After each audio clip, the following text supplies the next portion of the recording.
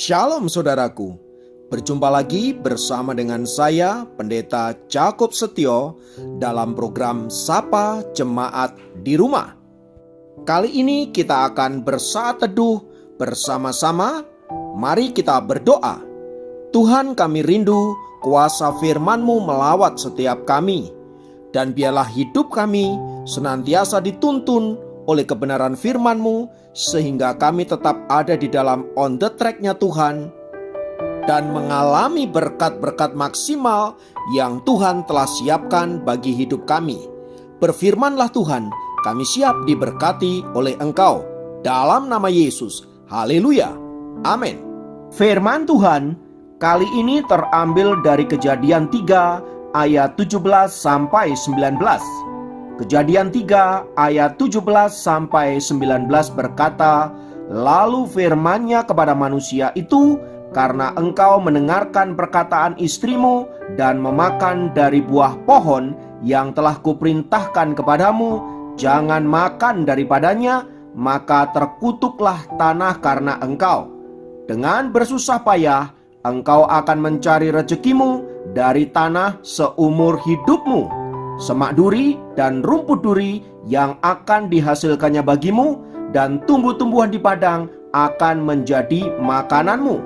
Dengan berpeluh engkau akan mencari makananmu sampai engkau kembali lagi menjadi tanah, karena dari situlah engkau diambil. Sebab engkau debu dan engkau akan kembali menjadi debu."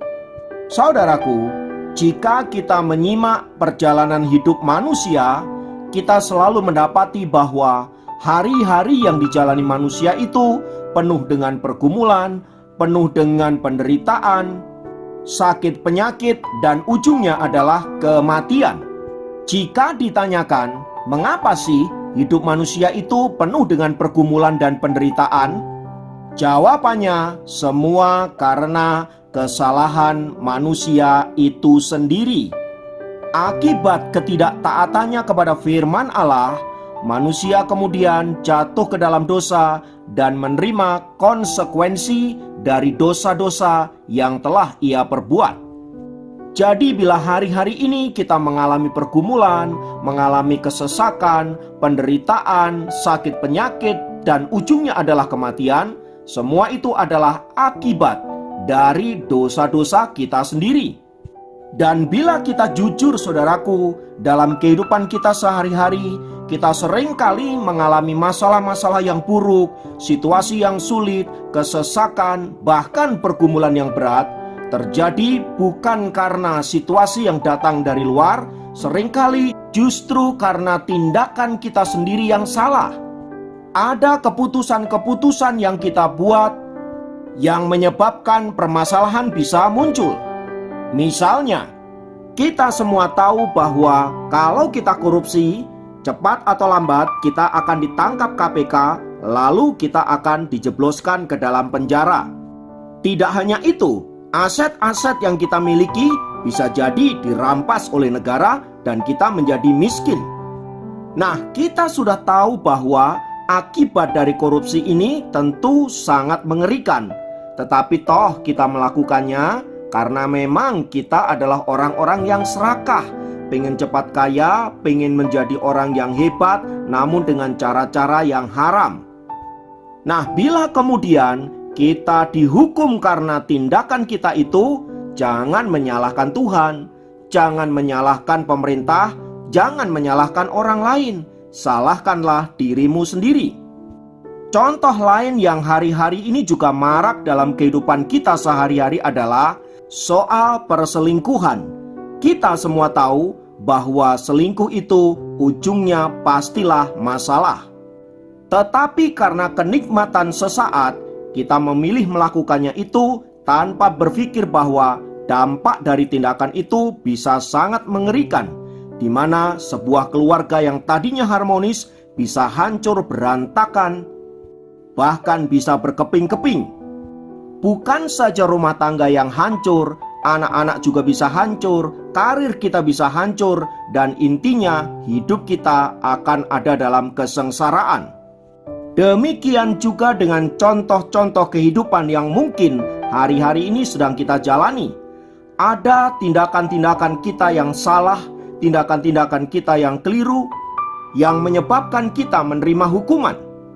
Dan bila hal itu terjadi, saudaraku, mari kita introspeksi diri, kita berbenah diri, kita bertobat dari dosa-dosa dan kesalahan kita, supaya Tuhan memulihkan hidup kita dan membawa kita kembali ke jalur yang benar. Lewat renungan firman Tuhan di atas, saudaraku, kita diingatkan bahwa dampak dari dosa itu sungguh sangat mengerikan. Adam dan Hawa mungkin tidak pernah menduga bahwa Allah serius dengan hukumannya. Allah tidak pernah main-main dengan firman yang pernah Ia ucapkan sendiri. Maka ketika mereka melanggar firman-Nya, hukuman sudah menanti bagi mereka.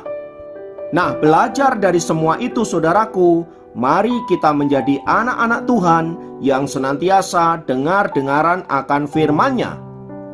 Berjalanlah dalam trek yang benar, supaya engkau ada dalam berkat-berkat-Nya, dalam naungan-Nya, dalam penyertaan-Nya, dan dalam kepak sayap-Nya, di mana engkau merasa aman dan sejahtera mengiring akan Tuhan. Dan bila kita gagal mentaati firman-Nya, dan kita hidup dalam pergumulan dan penderitaan, mari saat ini adalah waktu yang tepat untuk kita bertobat, untuk kita kembali kepada Allah dan meminta Ia memulihkan hidup kita. Saya percaya Ia dengan kasih-Nya sanggup memulihkan hidup saudara dan saya. Mari kita berdoa. Bapa, kami bersyukur untuk kebenaran firman-Mu. Kami sadar betul bahwa kami perlu Tuhan, kami perlu kuasa-Mu, karena kami adalah manusia yang lemah dan seringkali jatuh ke dalam berbagai-bagai dosa yang menyeret kami hidup dalam kejahatan. Oleh karena itu Bapa, biarlah firman-Mu terus menguatkan kami dan menjadikan kami anak-anak Tuhan yang tetap berjalan dalam on the track-Mu, dan biarlah olehnya kami senantiasa memuliakan Tuhan lewat hidup kami. Tuhan memberkati, dalam nama Yesus kami berdoa. Haleluya. Amin. Demikian program Sapa Jemaat kali ini. Sampai jumpa dalam program Sapa Jemaat yang lain. Tuhan Yesus memberkati.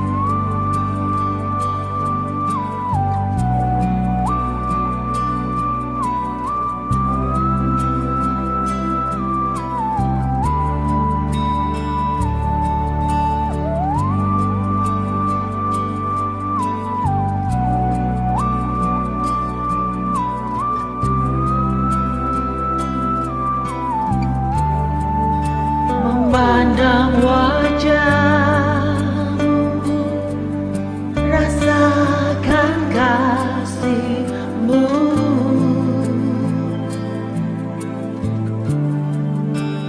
tinggal dekat-Mu, tiap saat bicara hidupku.